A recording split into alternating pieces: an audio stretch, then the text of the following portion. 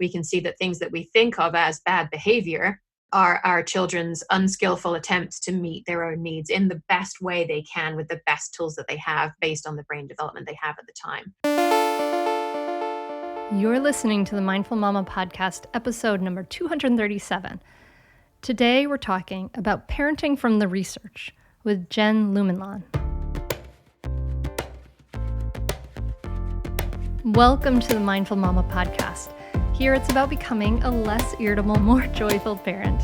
At Mindful Mama, we know that you cannot give what you do not have. And when you have calm and peace within, then you can give it to your children. I'm your host, Hunter Clark-Field's Mindful Mama mentor. I help smart, thoughtful parents stay calm so they can have strong, connected relationships with their children. I've been practicing mindfulness for over 20 years. I'm the creator of the Mindful Parenting course and membership, and I'm the author of Raising Good Humans, a mindful guide to breaking the cycle of reactive parenting and raising kind, confident kids. Thank you so much for being here today, my friend. I am so glad to be in your ears. We have a whole spate of amazing episodes recently. I hope you've been listening to Susan Pollack on self-compassion and Chris Willard. Wow, those were some amazing episodes. Go back and listen if you haven't.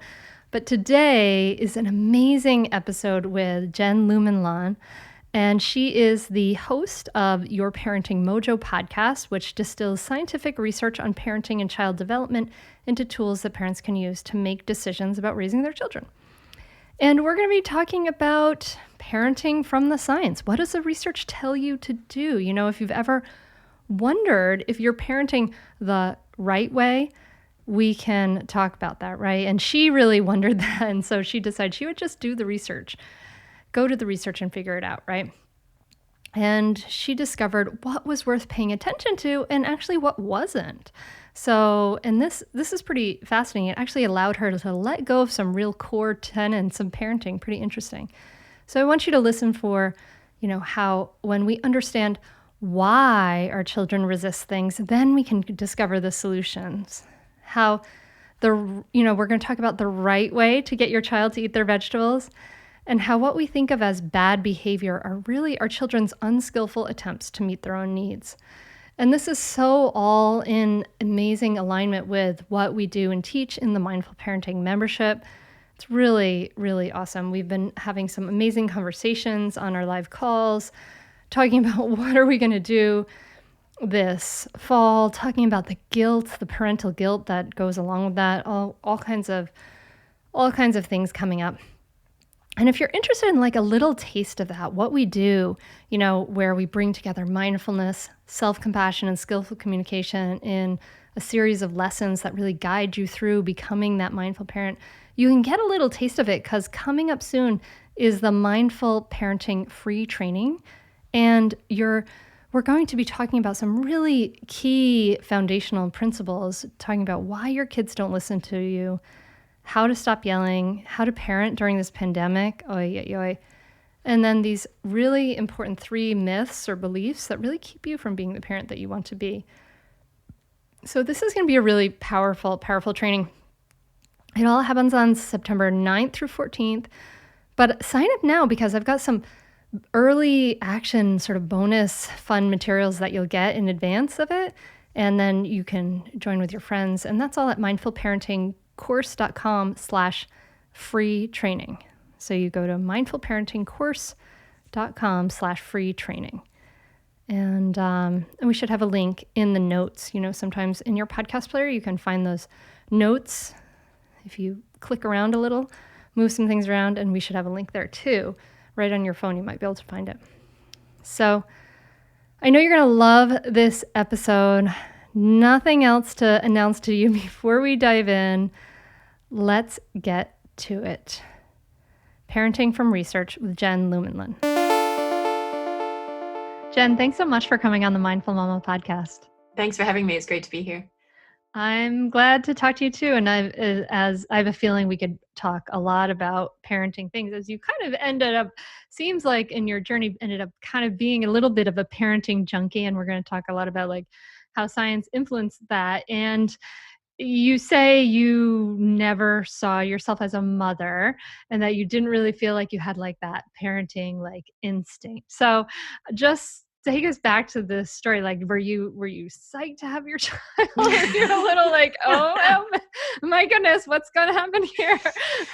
Yeah. Yeah. I mean, I just never, people talk about having that clock ticking down, and I never felt it. And I never particularly was interested in children. I never liked them particularly. You know, I had two younger sisters, and when we would go to friends who had babies, they would say, "Oh, can I hold the baby?" And I would say, I don't have any need to do that. And as I would get older, friends would have babies, and would you like to hold the baby? No, no, thank you. And so, yeah, I mean, it essentially ended up being that when my husband and I got married, he said, if I have to not have children to spend the rest of my life with you, then I'm okay with that. And Oh. I would like to have children, but I would rather spend my life with you than do that. And so we sort of had that agreement. And I was getting older, still not feeling anything, and I was just kind of saying, well, you know, I don't really want to be responsible for the biggest disappointment in your life. And so, yeah, so there was some definite soul searching there. And eventually decided that, okay, I think I can be comfortable with it. I don't really know what I'm doing, obviously, but let's give it a try. And so, yeah, it wasn't an accident in the end. It was a planned decision. And, yeah, I guess I wouldn't say I went into it with any great sense of excitement. Mm. I definitely spent way too much time on my birth plan. Isn't it And funny? We're like all I about know. like getting to the birth and then forget about afterwards. Like afterwards is the most important part. And Yeah. then, yeah, but it's all about the birth and the Yeah, maybe it's because it's the stuff. bit we can control. I don't Yeah. know, but yeah, I mean that birth plan went through multiple drafts, and yeah, it was really kind of silly looking back on it. And I sort of had this fear that I wouldn't be able to bond with her, and so I actually ended up naming her Caris, which is a Welsh name, and it means one who loves and is loved. And I just kind of thought, well, if I call you this, then maybe it will help and get us off on the right foot. And it wasn't love at first sight, and it wasn't like as soon as she came out, I just thought, oh my goodness, you're so amazing. I think it was something that really built over time, and I mean, now we have an incredible relationship, and it's I'm sure we'll talk about her a lot more through the course of the show. But yeah, it was definitely probably a non-traditional path to getting there, and science was a big part of what got me over the hurdle of figuring out how to be a parent. That's funny. Yeah, I personally like had I had this whole idea of like, yeah, sometime before I'm 35, I'll have kids. I'm similar, like I'm not super into little kids, not super Hmm. into babies and any of that. And then a friend of mine came over my house pregnant with twins. And all of a sudden it was like this thing clicked in me where I was like, I like touched her belly and I was like, must have baby. And it was like this. I was 29 and it was like, or 28. It was just this like visceral feeling of like, Huh. oh, we are on this thing now. Wow. I have no way to connect with that feeling. I'd never had any experience like that. It made for some really, it was fun. It was a good time. So you dove into research and you dove into a degree in child development Hmm. to help educate yourself about children. And I really appreciate this because um, actually, I think there was a recent podcast guest of mine, MJ Singletary, who was talking about how parenting for him was too important to just leave it to like, oh, you'll just figure it out as you go along. And that makes, I can appreciate that. That's such a logical sentiment, but it seems so, and it kind of shines this light of contrast onto like how many of us just like, oh, like that's kind of the prevailing thought in our culture is like, we're just going to figure it out as we go along. And so tell me about the research that you dove Mm. into and some of the things you learned. Yeah, well, I mean, historically, we didn't need scientific research to tell us how to parent, right? It was a cultural thing. We parented the way that we were raised, and because we were in close proximity to the people who raised us, they would help us to raise our own children. And of course, a number of us are now finding ourselves far distant from the people who raised us. You know, my mother is no longer with us, but my dad is in England. My sister's in England. My in-laws are on the other side of the US, and so I don't have any family here. Even if there was somebody who was interested in helping me learn how to parent, I don't have anyone here who can kind of take on that role in a physical way. And so we do kind of find ourselves in this position where we get to make a choice. Do we parent the way that we were raised, or do we choose something different? And of course, the default is to do it the way we were raised. And some of us were fortunate to have amazing parents, and we look back at them and say, yeah, I want to raise my kids just like that.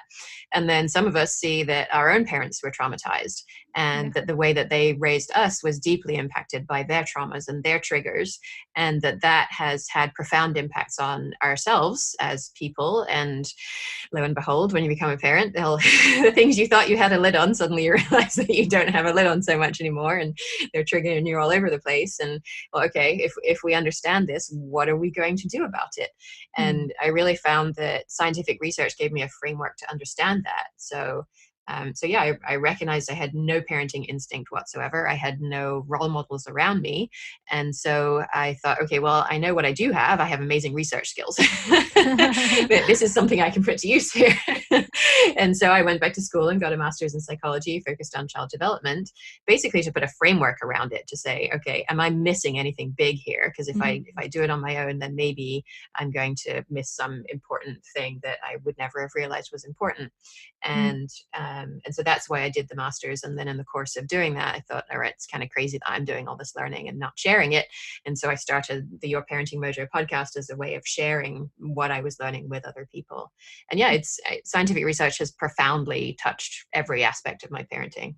Well, I want to ask you about the scientific research, but I also want to ask you about your own parenting, your own experience as a child and your parents. Like, now that you have a good framework of the different styles of parenting, you probably really pinpoint how your parents parented you. So have you had any insights into the habits and the practices and the assumptions, this sort of set of things that were inadvertently, consciously, unconsciously handed to you as you were a child growing up with Oh yeah. I mean, there's so many of them, and I don't want you to feel bad about asking this question, because I do talk about this on the podcast. I was raised in a typical patriarchal culture, and in England, it's all about stuffing your feelings down, and you shouldn't express your feelings. And my mother had an eating disorder, and she actually she starved herself to death when I was 10.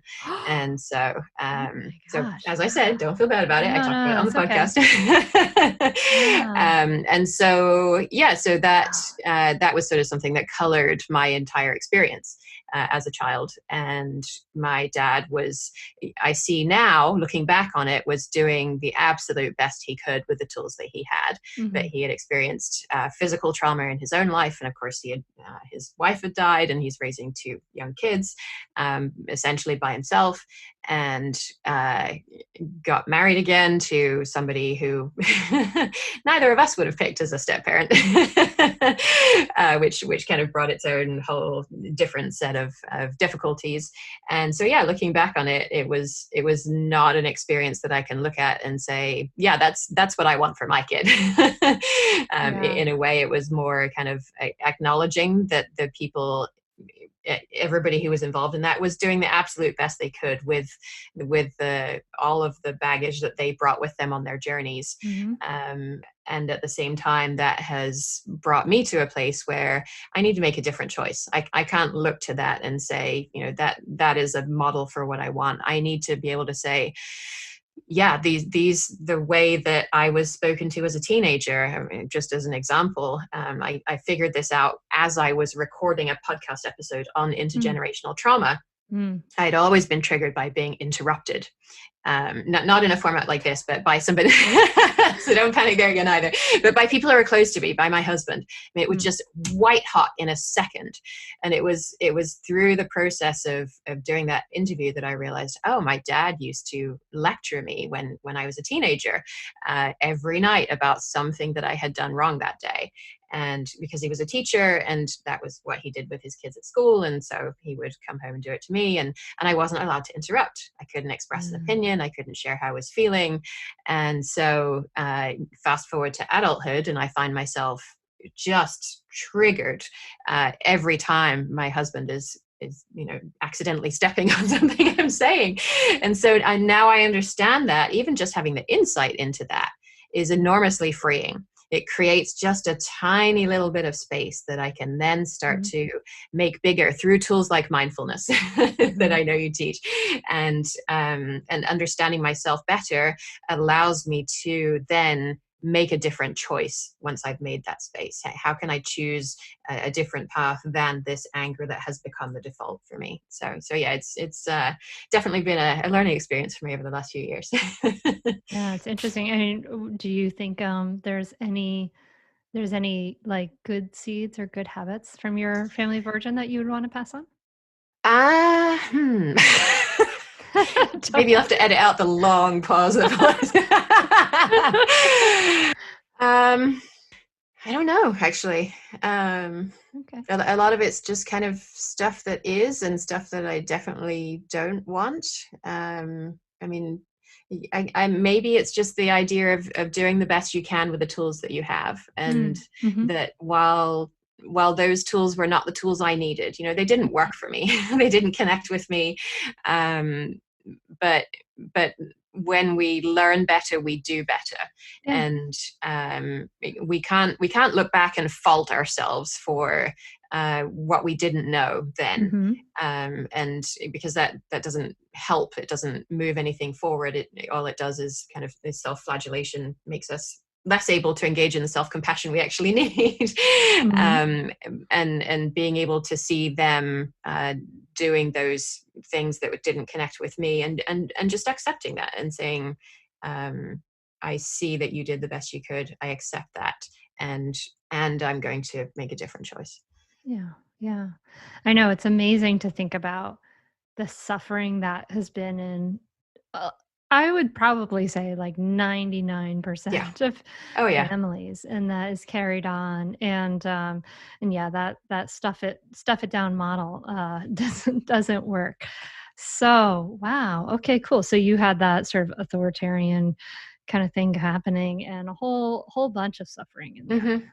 Whole bunch of suffering. And this all is, around. to be clear, this is what psychologists call small t trauma. This is lack of connection with parents. This is humiliation by parents. This is not, witnessing murders or sexual abuse or anything like that, that psychologists refer to as big T traumas.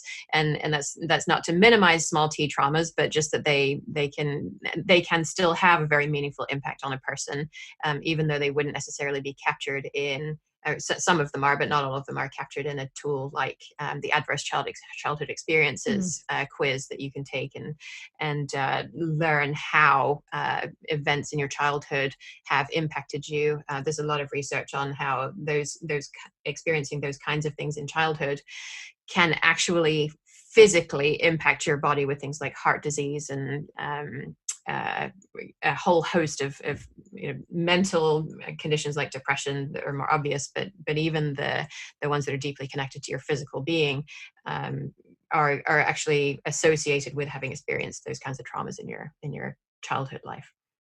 Yeah, I would. Yeah, that adverse childhood experiences quiz is something I have learned about recently, and I'm really interested to learn more about that. But I want to. I'm curious about I would like to sort of shift into thinking about, I mean, maybe that's part of it, but what you say that all this research that you did Mm-hmm. helped you figure out what's important to pay attention to and Mm-hmm. what is it, what you can ignore.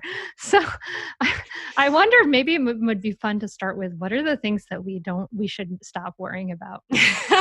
Oh yeah, there are so many of those, and that was kind of the genesis of the podcast. Was an email from a parenting platform that shall remain unnamed, that said something like how to tell what developmental delays your child is going to have. Oh And I just God. thought, and it's a clickbait title to get you to Yeah. read the email and click through to their platform so they can serve you an ad, and it's not actually designed to be useful or really help you understand if this even is a thing to pay attention to.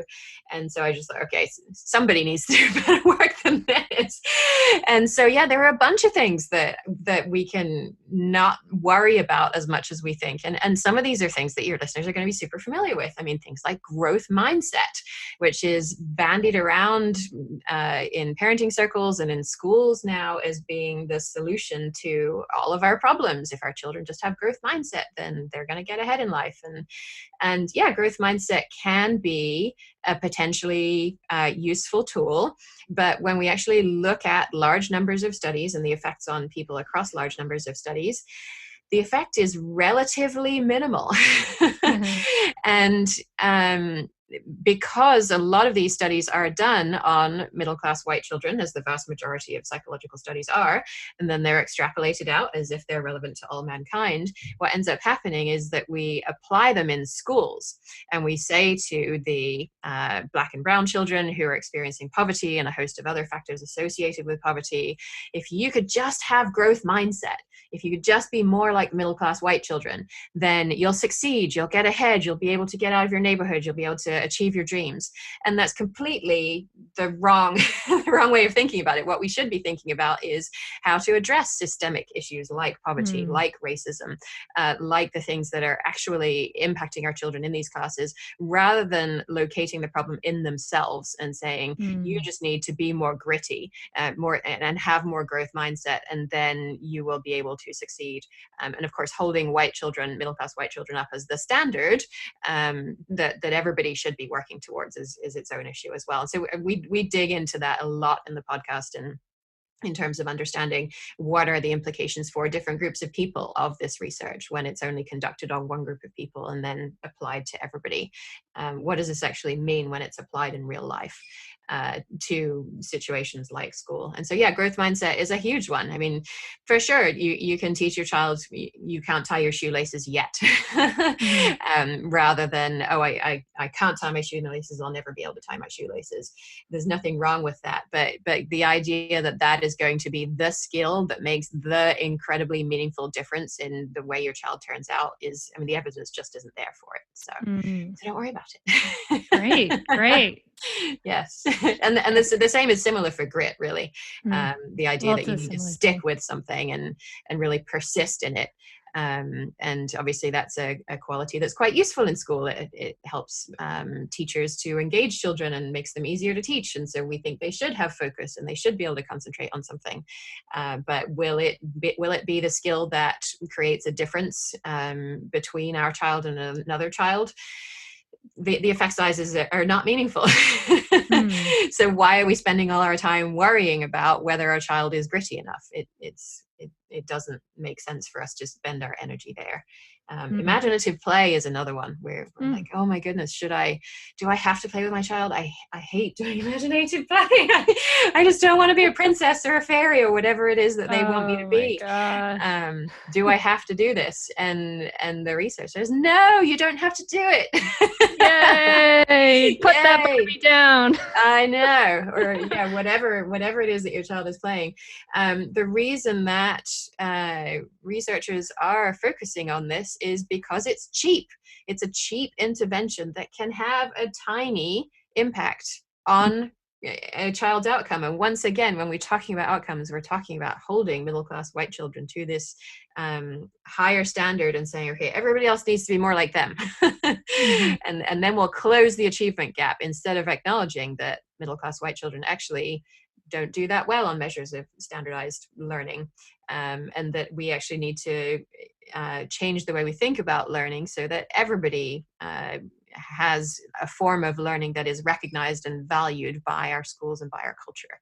So that aspect of it is completely ignored by the research and by the school system. So yeah, so don't worry about playing with children if you don't like it. Well, with imaginative play. But what about, do you know anything about, what about imaginative play amongst children themselves? Because I mean, if they love it, go for it. That's very, very important, especially when they're younger, is to Yes. have that time amongst themselves for imaginative play versus a very scheduled existence with lots of organized. Yeah, play is awesome. All children play.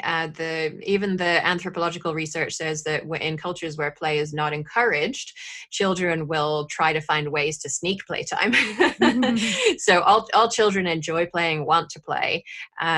It's valued more in some cultures than in others, and we're at a point now where we do put this big premium on allowing children to spend time doing these things that they really enjoy. And yes, absolutely, we should be encouraging that. The part to tease out, though, is that doesn't mean we need to be the ones that are engaging in it, that are promoting it, that are saying, let's go and do this. It'll be so fun, as you've got your teeth gritted and wishing you were anywhere but. So if it happens organically, absolutely encourage it, let it happen. But don't feel as though your child's missing out if they're not doing it, or if you're not encouraging it, not participating.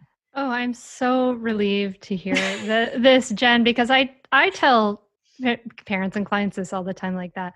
You don't have to, you don't have to like be playing, Candyland with your child. Yeah, and now you can say makes you want to hang yourself.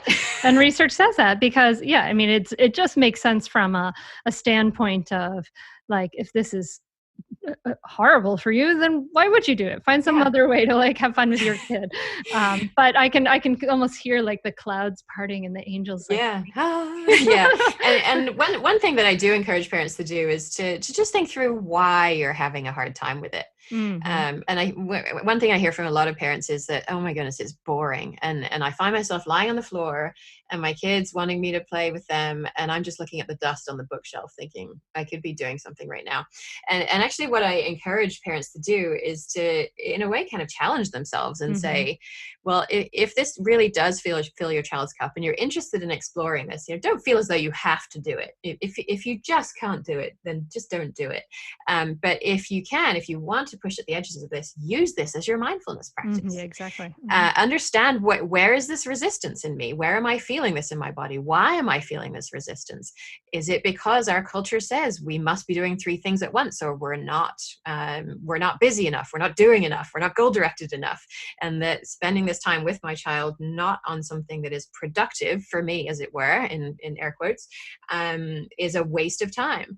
Can I actually find a way to get comfortable with that and enjoy that? So that's one thing you can do to bring an additional layer to it. And that's actually something I've been doing when I've been working a lot of hours these days, and I spend an hour with my daughter one-on-one time doing whatever she wants to do every day.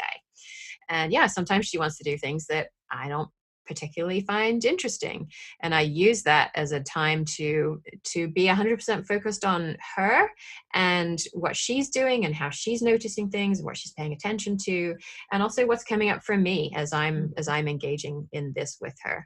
So it can be, if listeners are maybe struggling to find time for a mindfulness practice, that can be an awesome way of kind of packaging those 2 things together if you want to push the boundaries of your thinking on imaginative play. Yeah, I recommend that too. And it's such a great practice in so many reasons, because, that they feel that attention in this really beautiful way. And you develop and practice building the muscle of some patience and skill and non-reactivity, so that you can be present for these, maybe uncomfortable, not so pleasant moments, but it also is the muscle that allows you to be present for the comfortable and the beautiful and the joyful ones, and really see your children, because they're brand new every day. They change so quickly. It's beautiful. Are there any other things that we should stop worrying about? Did you do any of the research about, like, sleeping and all those issues that people worry about with really young kids? Yeah, I tend to focus on the age starting around age 1, just because there are so many resources available on the younger ages. And then once the child gets to around age 1 and they're more mobile, and you realize, oh, discipline's a thing. I need that. How do I do that? And so it's this entirely different tool set that I think that the research becomes much more useful for. I will say that I did do one episode on sleep, and it's a difficult thing to understand, obviously, because children, babies, can't tell us what whether sleep training is difficult for them, and if so, how. And of course, there are people who are saying, well, if the baby's crying, then yes, it's difficult for them. And there is actually a bunch of research that says that actually babies are not very well impacted, or they're not harmed by sleep training by crying. But then you dig into the methodology and you find out that these researchers are using cortisol tests, and cortisol is a hormone. It's you can get it in your saliva, so it's easy to test for it. And it has a really short half-life, and so it exits out of your body really quickly once it's peaked. And the researchers are testing the morning after the sleep training has occurred. And so, well, they're not finding high levels of cortisol. Well, I wonder why not. And so when you dig into it, you realize that the research is really confounded by some of these factors. And so it's really hard for us to get a clear picture of it. And the listener actually reached out to me and said, if you had $1 million and all the resources that you needed, what would be the thing you would choose to study? And that was actually my answer, was how do we actually get to the root of understanding sleep training? And the balance of, obviously, this is not just about the child. The child is not the only person in this relationship. Oh, yeah. The parent is going to be a better parent if we can just get the child to sleep, and maybe the parent needs some time by themselves. They're not constantly going into the child's room. And so how can we understand that as a package of information rather than just this tightly focused question of, cortisol and how is it affecting the child? Yeah. So still sort of up in the air. Yeah, not as clear an answer as we would like, for sure, unfortunately. I'd say definitely do it. It's really helpful. It will change your relationship with your kids for the better. It will help you communicate better. And just, I'd say, communicate better as a person, as a wife, as a spouse. It's been really a positive influence in our lives. So definitely do it. I'd say definitely do it. It's so worth it. The money really is inconsequential when you get so much benefit from being a better parent to your children and feeling like you're connecting more with them and not feeling like you're yelling all the time or you're like, why isn't things working? I would say definitely do it. It's so worth it. It'll change you. No matter what age someone's child is, it's a great opportunity for personal growth, and it's a great investment in someone's family. I'm very thankful I had this. You can continue in your old habits that aren't working, or you can learn some new tools and gain some perspective to shift everything in your parenting. Are you frustrated by parenting? Do you listen to the experts and try all the tips and strategies, but you're just not seeing the results that you want? Or are you lost as to where to start? Does it all seem so overwhelming with too much to learn? Are you yearning for a community of people who get it, who also don't want to threaten and punish to create cooperation? Hi, I'm Hunter Clark-Fields, and if you answered yes to any of these questions, I want you to seriously consider the Mindful Parenting membership. You'll be joining hundreds of members who have discovered the path of mindful parenting and now have confidence and clarity in their parenting. This isn't just another parenting class. This is an opportunity to really discover your unique, lasting relationship, not only with your children, but with yourself. It will translate into lasting, connected relationships, not only with your children, but your partner too. Let me change your life. Go to mindfulparentingcourse.com to add your name to the waitlist, so you will be the first to be notified when I open the membership for enrollment. I look forward to seeing you on the inside. mindfulparentingcourse.com.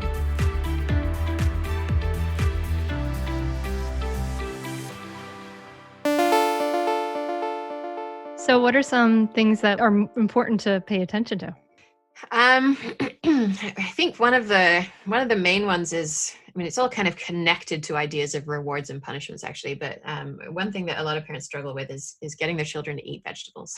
And the research on that topic is so interesting. And actually, that's one that is actually pretty clear. And so it's a fun one to work with.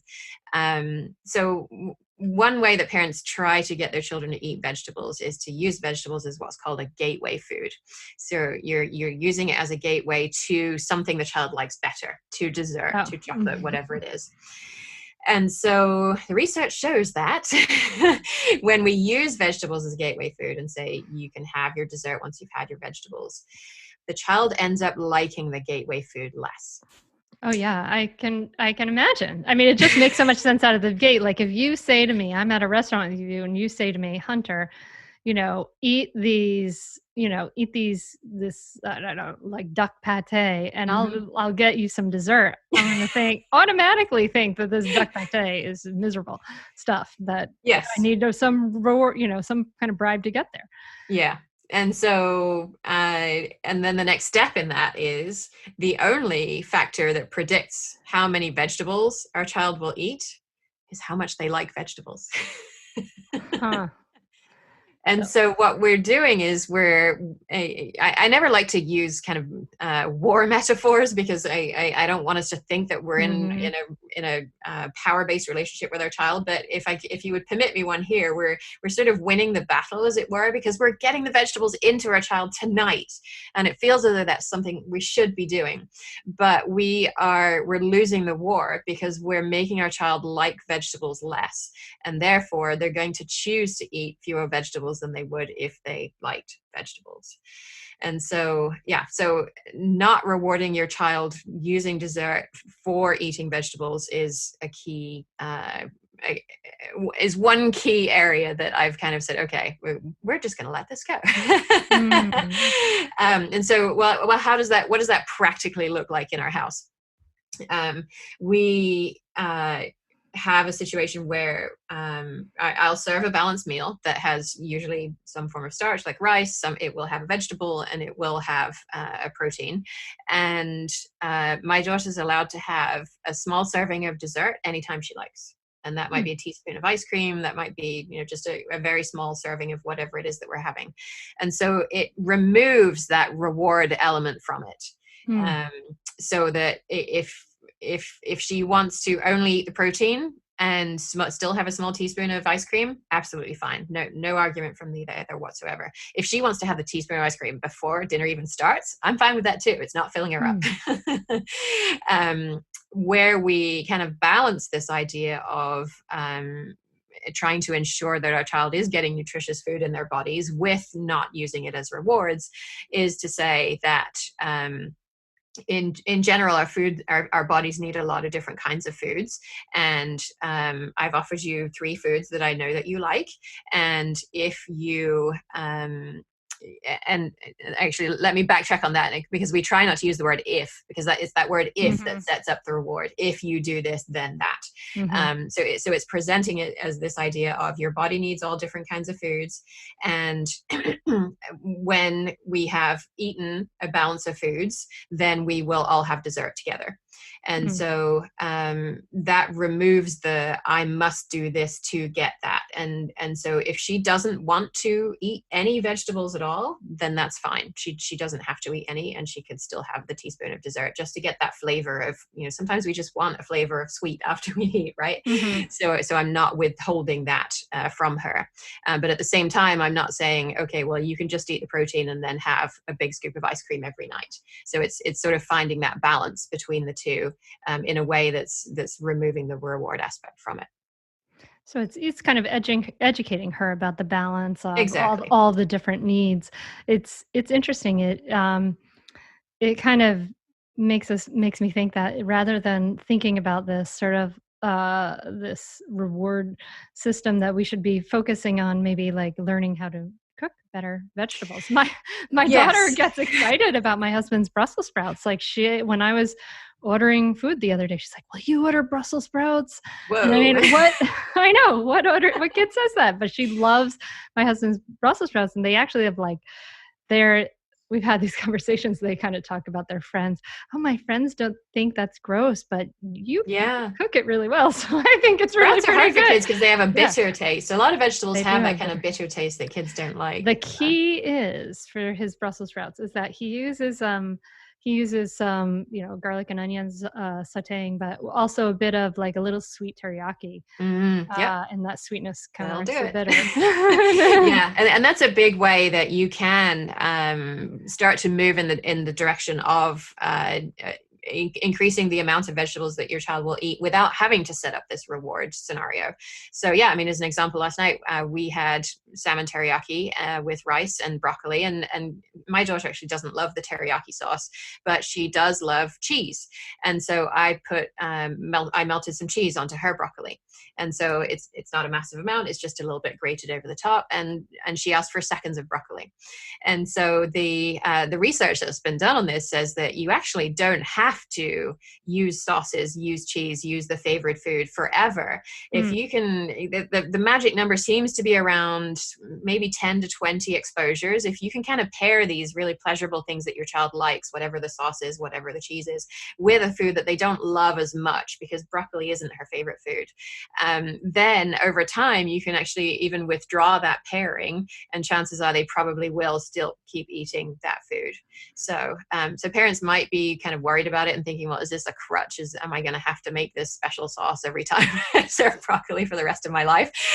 No, that's not necessarily the case. But the pairing can really help the child to get over that kind of initial aversion, and then they will start to accept the food more and more. That's a good idea. In our house, we always did like, you don't have to eat it, but you must taste it, and we explained to them that because your palate gets trained, you don't, there's tons of things you won't like for a long time, and then after a while you like them.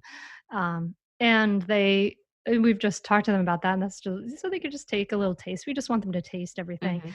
And yeah, it definitely takes a bunch of exposure. So it does take some persistence. And just a couple of refinements on that to help, maybe help parents who have tried it and struggled with it with a child who still doesn't want to.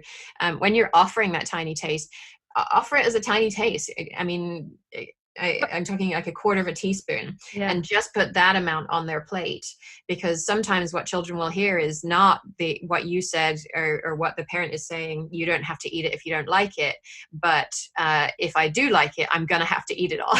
Yeah. Which can, I mean, we didn't intend it in that way. It doesn't seem threatening to us, but maybe to the child, they're thinking, I don't know if I'm gonna like this. What if I like it a little bit? I'm gonna have to eat that whole thing. So if we just offer this tiny little bit, then that can kind of remove the pressure from the situation. And I can manage a quarter of a teaspoon. That will be okay. That's so smart. And we've always said, like, you can spit it out too. Yeah, absolutely. Nobody's forcing you to keep it in your mouth if you truly do hate it. And I would even say that the idea of you have to taste it, you could soften it a little bit to, I would really appreciate it if you would try it, so that they don't feel as though they're kind of backed into a corner. Because some kids, when you kind of put that, this you do need to do this on it, then their reaction is to resist. The only choice they have at that point is to resist. Whereas if you soften it a little bit and just say, this is still your choice, this is still your body, I'd really appreciate it if you would try it. Here's a quarter of a teaspoon. If you don't like it, spit it out. And because it's important, because your tongue is learning right now what it means to taste different things, and you, even if you don't like it now, you probably will when you get older. And so some of those kinds of tools can really help to get over those hurdles. So you're describing what you're describing as far as food is also, you're describing things, some respectful parenting and some respectful ways of talking to your children, where you're allowing them to make decisions on their own body. You're, some parents might see that as saying, well, then they're not doing what I'm saying, that then that's disrespectful or whatever, right? Like they're not, that I'm not holding that boundary. And your research has also given you some confidence in some of those respectful parenting tenets. So I would wonder if you could talk a little bit about that, because this is something I truly believe in, and I see as much more effective in the long run, as well as just so much better for building relationships is to have respectful communication, respectful, discipline, in the sense that we're teaching our kids how to do things. Um, but a lot of people are scared of that because it may Yeah. be new Yeah. and unusual to them, and they're worried, and I know I have a bunch of listeners who say to me, Hunter, I've been listening to your podcast. I may be even doing the Mindful Parenting membership, but my partner still wants to punish. Mm-hmm. And what do I do? So Yeah. just would love for you to talk a little bit how you develop that confidence. What research pointed you to that, I guess, to start with? Yeah. Yeah. And there's so many layers to what you just said. I mean, why do we feel as though we have a need to control our children? Because we were raised in this patriarchal culture where one person is going to be in charge. Usually that's the male, because in a patriarchal society, masculinity is privileged over femininity, over anything else. And so we have this view that somebody needs to be in charge. And if somebody isn't in charge, then something's going wrong somewhere. As a parent, it's my job to be in charge, and my children should do what I tell them to do, because I did what my parents told me to do, or I got spanked, or whatever it was that happened to us that we have negative associations with misbehaving. And so I think when parents are first starting to learn about respectful parenting, they're thinking, okay, so I'm not going to be in control. Well, then who is in control? Because if I'm not in control, are my kids in control? And I don't want that. And that seems really bad. And yeah, so we're not saying that we're going to hand over the keys to the kingdom to our kids and they're going to run the show from now on. That's not what we're talking about here with respectful parenting.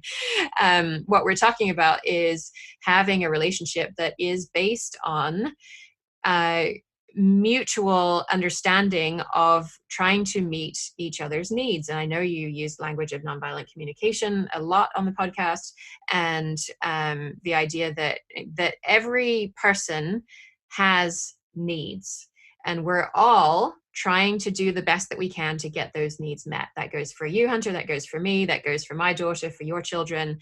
And we sort of think that our children, I mean, they don't really have needs. They just do stuff, and some of it annoys us, and they need to stop doing that stuff because it annoys us, when actually that behavior is a way of trying to meet their need. If you think about you're having a bad day, your husband comes home and you snap at him because he didn't put the trash out or whatever it was, that was an unskillful attempt on your part to meet a need that you have, that was maybe for connection, or maybe for more ease in your life, or to spend a bit more time alone because you needed to decompress after your day. Whatever it wasn't about your quote bad behavior towards your husband. And the same is true when we can shift our focus and see that happening in our children as well. We can see that things that we think of as bad behavior are our children's unskillful attempts to meet their own needs in the best way they can with the best tools that they have based on the brain development they have at the time. And so when they are having tantrums, when they're saying, no, I don't want to do that, when they're being what we see as rude, they're at a point in their lives where this is the best tool they have to try and meet the need that they have for connection with you. I mean, so often it's they have a need for connection, and we need some space, and so they're kind of coming towards us, and our needs seem like they're conflicting with their needs. And if we can imagine it a little bit differently, we can find solutions to meeting everybody's needs that we wouldn't have discovered before. And so I really feel like nonviolent communication and that idea of understanding and meeting needs is supported by self-determination theory, which is a very well-established theory in the psychological literature. And it basically says that all people are trying to meet, and I think they refer to it as needs again, but it's a slightly different way of thinking about it than in NVC. And so all people are trying to have autonomy and competence and relatedness. And there's so much research that backs up these ideas. We want to have control over our own bodies. We want to be able to say what happens in our lives. That's the autonomy part. The competence part, we want to feel good at things. We want to know that when we make a bid for connection, that the person we're trying to connect with sees that and is able to respond with something that we need. And that's kind of linked to relatedness as well. We want to be able to be seen by other people, and see other people as well, and be in those kinds of relationships. And so so there's kind of that aspect which is fully supportive of these tools like nonviolent communication, and even when we think about respectful parenting tools like resources for infant educators, RIE, which is a tool that's often used with younger children. I did an entire episode actually looking on the science behind the basic principles of RIE, and it turns out that virtually all of them are supported by science, even though RIE itself wasn't sort of developed as we're going to use science as to come up with a respectful way of raising our children. What we find is that the principles themselves are actually underpinned by scientific research. And so when I see these things, that makes me say, okay, I can exhale. I can have confidence. I can have confidence in what I'm doing, because I can see that so many of these tools that intuitively feel right to me as a person are also backed up by scientific research. Look, you do have some parenting intuition there. Well, the thing was, I didn't know about them. I discovered RIE, respectful parenting, when my daughter was 4 months old. When I was thinking tell us a little bit more about what that is too. Yeah, resources. Excuse me, resources for infant educators, which is abbreviated to RIE, was developed by Magda Gerber. She came from Hungary and she moved to New York first and then LA and developed this approach to working with children that's very different to how we normally do. I mean, it's things like before you pick the child up, you say to the child, "I'm going to pick you up now," and we would think, well, why would you do that? And there are actually videos on YouTube that you can search for where a caregiver says to the baby, I mean, we're talking an infant, a few months old, "I'm going to pick you up now," and the child stiffens the back of their neck. Because they know what you're saying.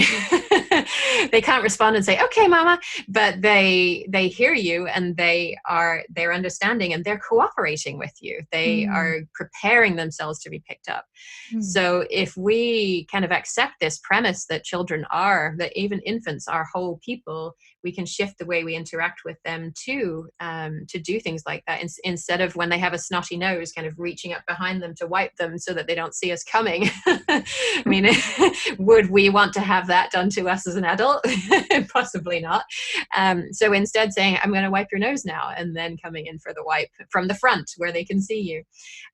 So it's basically a set of principles that brings respectful parenting to the very young, working with very young children.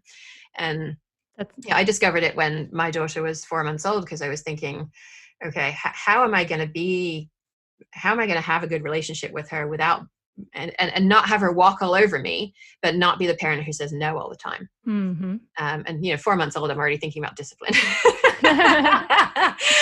And it was a friend who introduced me to RIE, and the way it happened was they were visiting us, and their son goes running down the hallway towards our bedroom, and the mother says, "Jack, that room's private. You can come into the playroom or you can come back down to the living room." And Jack stands on the threshold to our bedroom and then turns around and comes back down to the living room. And I looked at her and I said, "How did you do that?" Very skillful. Yes. I mean, it's tools like offering choices and all the groundwork that she has laid around setting boundaries and having a relationship that recognizes his need to be curious and his need to see things. And at the same time, we're in somebody else's house and it's not appropriate to go into their bedroom.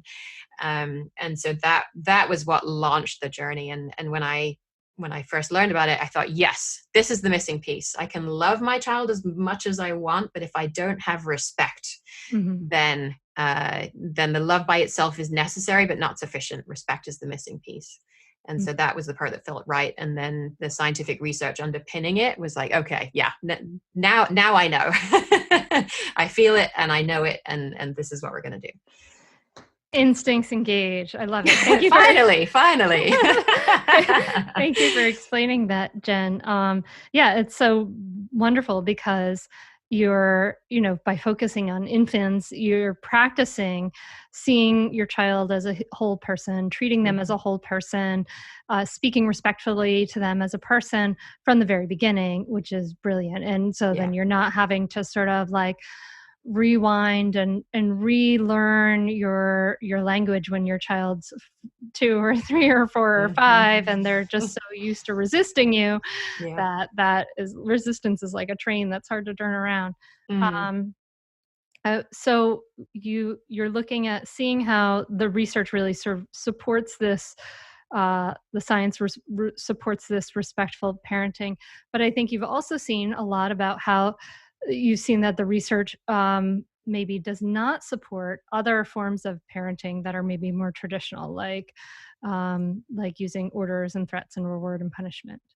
Yeah, and so what it ultimately comes down to is are those methods successful, and are they successful at what?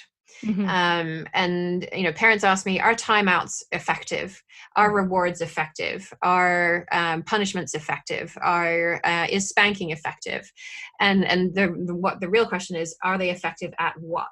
Are they effective at changing your child's behavior? Quite possibly. Your child doesn't want to get spanked again.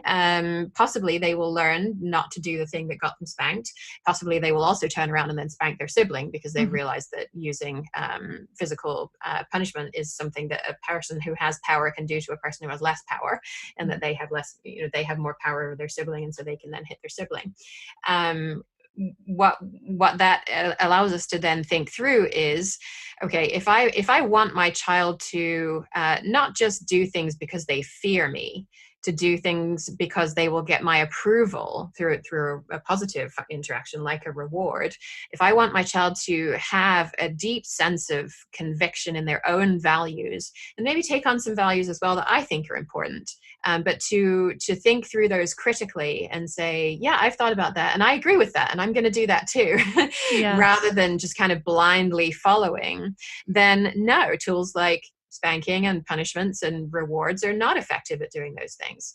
So that's what moving beyond behavior really does for us. When we stop seeing the behavior as the problem, we can stop using tools to change the behavior, because the behavior isn't the issue. The issue is what's going on in our relationship with our child, and how are each person's needs getting met or not met, and how do we need to shift our interactions so that we can meet everybody's needs more of the time. And yeah, that's when we start getting into tools that allow us to do that in a way that we don't need spanking, we don't need punishments, we don't need rewards, because we're all working together to solve problems that we have together. These aren't the child's problems that need to be fixed. These are problems that we have in our relationship that we need to work on together. So I think it's very helpful for the listener if we put some of this in context with an example. Sure. So for instance, brushing your teeth at bedtime. In perennial favorite. Perennial favorite. Oh boy. And we're all so exhausted by this point in the night, and we're just like, do the thing and let me have some peace. And so we say, would you please brush your teeth? Or generally most people would just say, give an order, brush your teeth. Or we might say, hey, it's time to brush your teeth. And your child doesn't want to. So in sort of an authoritarian situation, the parent might say, if you don't brush your teeth, you're going to lose your screen time tomorrow. Something like that. Yeah.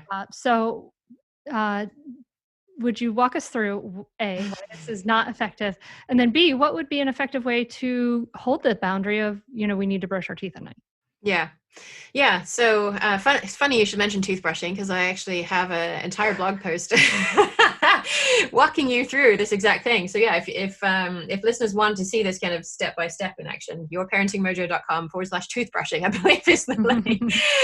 But yeah, so the traditional approach might be to marry a completely unrelated consequence to this idea of toothbrushing. I mean, what does screen time have to do with toothbrushing? Firstly, it's not even a logical consequence. It's an illogical consequence because there's no connection.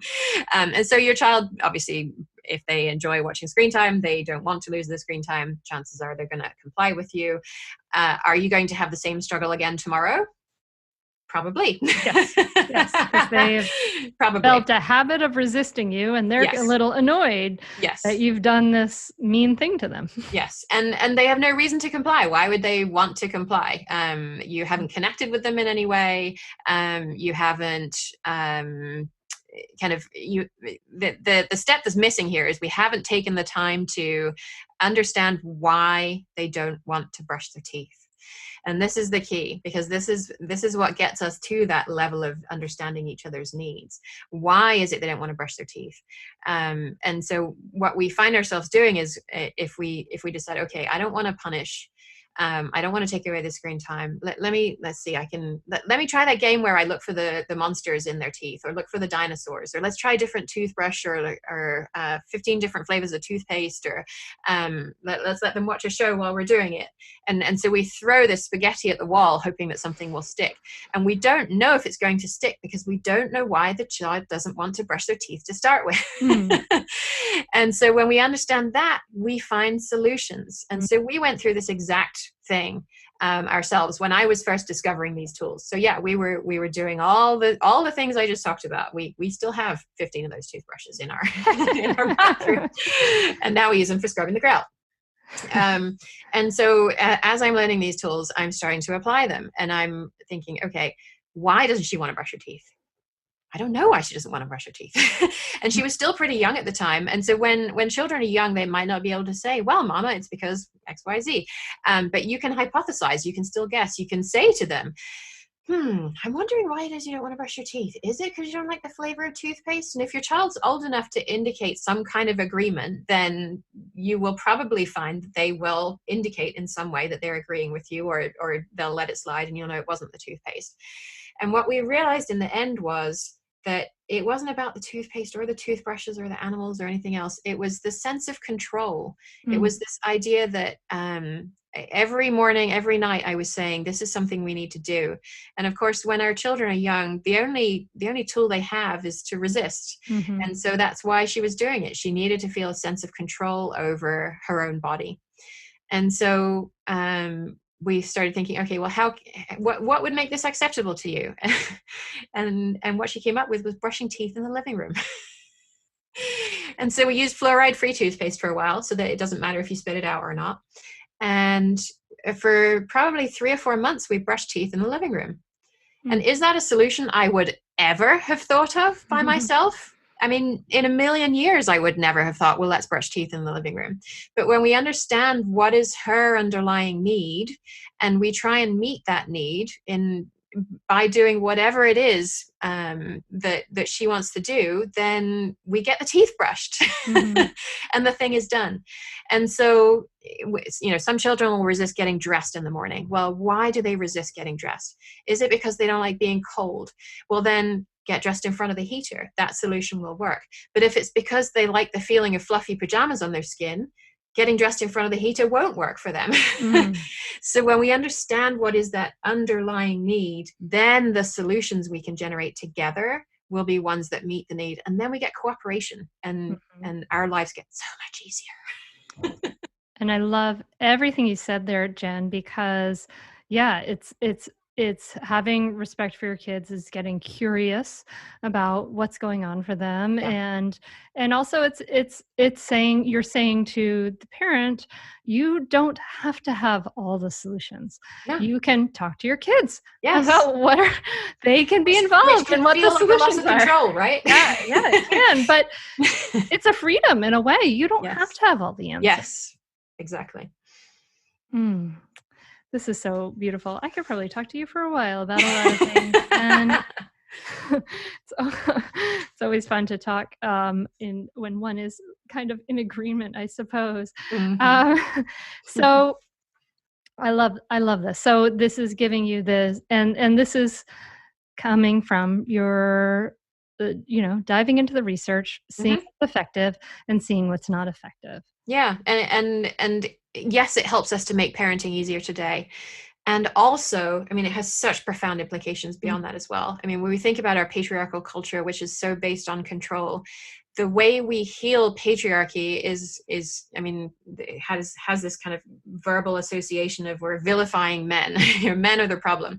Men are not the problem here. We all have a role to play in a patriarchal society, and the way that we heal that is through the relationships we have with our children.